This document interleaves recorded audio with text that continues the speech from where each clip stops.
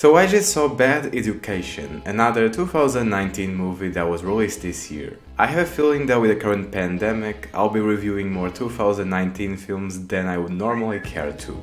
Bad Education is about school embezzlement. Basically, the superintendent of a school, his assistant, and a few other people had been taking money that was supposed to be going to the school, but it was instead used to finance their luxurious lifestyles. And with this premise, we could have ended up with a great film, or at least something more compelling than what we got. This film is anything but terrible. It's very well put together, the acting was pretty great. Hugh Jackman, who plays the money embezzler and the protagonist, he probably had the most fun with his role. The ending to his storyline was exactly what it needed to be. Everything from the colors to the music to the performances came together to create the perfect finale for his character. And it was pretty satisfying seeing how the plot would evolve and what would happen to him, along with the other embezzlers. The problem is that during the first 30 minutes or so, there was very little to grab your attention. It was almost like there was no story. You were just watching the lives of random people who work in a school, and that by itself is supposed to be entertaining. And I'm sure it can be in the hands of someone who can turn even the most monotonous and generic day-to-day events into engaging cinematic sequences, but that wasn't the case with this film.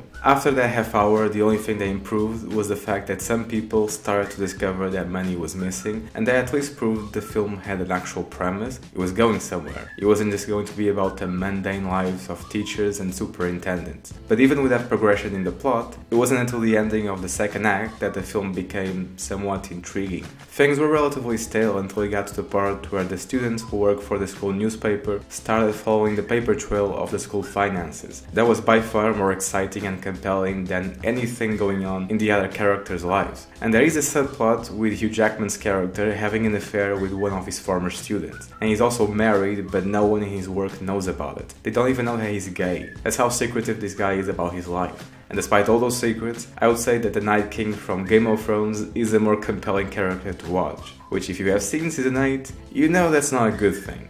The main issue with this film is that the interesting parts are not sufficiently well presented to make the film actually interesting, and the rest, while not being terrible, is just generic crap about teachers and their lives. The presentation is generic and exhausting. Haven't the people who made this film seen Breaking Bad? That's a good example of a protagonist who is a teacher, and you can bet that his life isn't portrayed as vanilla, has everything this film had to offer. I don't have anything else to say. Bad Education is a cookie-cutter, generic Hollywood film with nothing exceptional or amazing about it. It's a better made film than Extraction, but far less enjoyable. And I doubt I'll remember having seen this film a few months from now.